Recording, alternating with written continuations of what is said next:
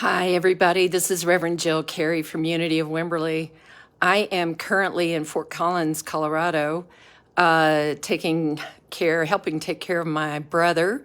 Those of you who tuned in last week knew that I was coming up this way because he had a major surgery on Monday. It was about a 6-hour surgery, but I'm pleased to tell you that he is doing well as can be expected for something as big as this was. So I'm very grateful that he's okay.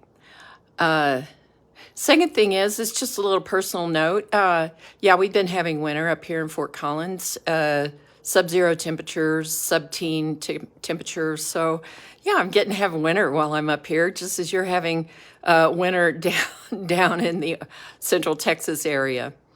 But really what I want to talk about today is what we've all probably been aware of and maybe watching on TV, which is the unprovoked incursion by ground and airstrike by Russia into Ukraine.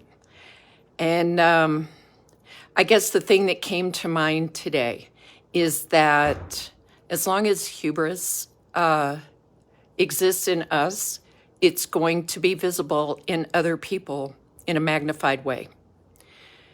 So I'll get to what we pray about in just a second, but what I want to say is any of those base feelings that we have as human beings, the things that are lower and very human, as long as those things are allowed to run rampant and are supported by those who believe the same thing, as long as that exists in us, we're going to see it in others. So one of the things that we can do on a personal level is to examine the places where we use our power not for good, when we are too greedy, when we believe our own lies. And as long as we do that, we're going to see it elsewhere. We're seeing it right now. And we see what the result is in cost of world peace, human lives, incredible resources. And so today, as we pray, goodness, the thing that we have to remember is that our prayers make a difference. And there are a lot of people who could use our prayers today in that region of the world.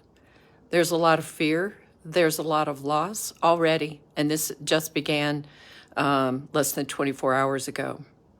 So for the people of Ukraine, we pray for their peace of mind and their safety. For the people of Russia, who are beloved of most Ukrainians, we pray for their peace. We pray for those who are protesting this war and are being dragged away in Moscow. We pray for the people of Europe, whose lives are touched very closely by this. We pray for the armed forces that are currently stationed in Europe close to this conflict, for the NATO allies, and for good guidance in whatever course of action they take. So much in coming right here at the close of 2 years since the world kind of shut down. And so what we do in the midst of all this is we keep returning to God over and over and over again.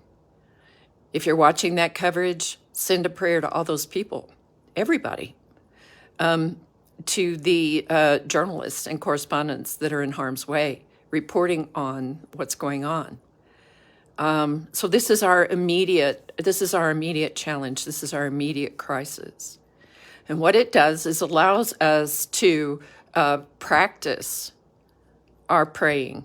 If we can practice it in times of extremity, then we are more apt to remember it in times of peace. And so we practice our prayer today. We practice a prayer for the peace of this world, for the healing of ourselves and others, so that harm is not done human to human.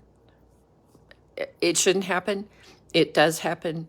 It probably will happen as long as we are human beings on this earth. but we can do our part.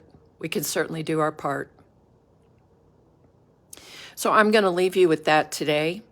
Just as a little PS, I am grateful today for my own safety. There was a fire in my hotel on my floor this morning.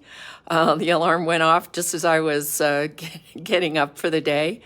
I was putting my clothes on when I smelled the smoke. So everything is all right. It doesn't smell very good here, but everything's okay. And so I sat being present to the 7 degrees that it was outside as I watched firefighters in and out of the building, fire investigators, police, and sending a prayer of gratitude for the sunshine in the cold, a prayer of gratitude for first responders who keep us all safe. And so for all of us, for my brother, for your beloved ones, for the people of Ukraine and Eastern Europe, we send our prayers today. We know you. We know you because we're humans with you. And so we extend our prayer to you. And we pray, as always, for peace in this world. Thank you for joining me today. I will probably still be in Fort Collins this time next week. It remains to be seen. But I'll be back here at 1 p.m. Central, noon Mountain Time. And I'll see you then. Thank you for supporting Unity of Wimberley. Thanks for being here today. It's nice to know that we're connected no matter where we are. Bye. Love you.